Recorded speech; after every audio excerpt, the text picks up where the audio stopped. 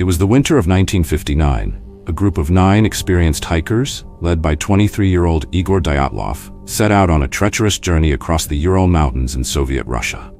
Their goal was to reach Otorten, a remote peak deep in the frozen wilderness. They were young, strong, and well-prepared, or so they thought. The hikers kept detailed journals and even took photographs, documenting their adventure. But soon, their entries turned eerie.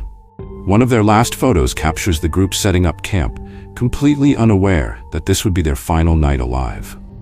Days later, when the hikers failed to return, a search party was sent to find them. What they discovered on February 26, 1959, was beyond terrifying. The tent was found slashed open from the inside. Tracks led away into the snowy darkness, as if the hikers had fled in terror, barefoot and barely dressed in sub-zero temperatures.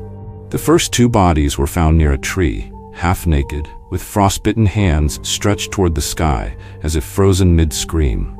Nearby, searchers found remnants of a small fire, but what truly shocked them was what they discovered next. The remaining bodies were scattered across the mountainside, some partially buried under the snow. But it was the state of their injuries that turned this tragedy into a chilling enigma. Skulls were fractured, ribs shattered, yet no external wounds were visible. It was as if they had been hit with a force stronger than a car crash. And then came the most disturbing detail.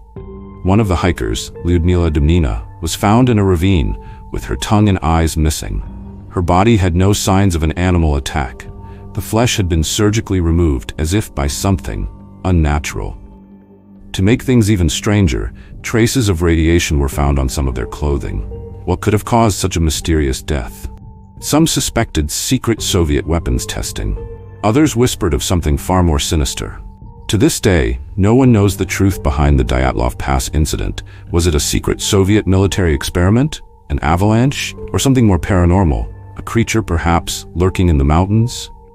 The case was officially closed with the cause labeled as an unknown natural force. But what does that really mean? Today, hikers still visit Dyatlov Pass, but many report feelings of unease, nausea, and even seeing shadowy figures watching them. Whatever happened that fateful night in 1959, we may never know the truth. But one thing is certain, something terrifying lives in those mountains. What do you think happened to the Dyatlov hikers? Let us know in the comments below. And remember, sometimes the scariest stories are the ones that are real. Subscribe for more chilling mysteries.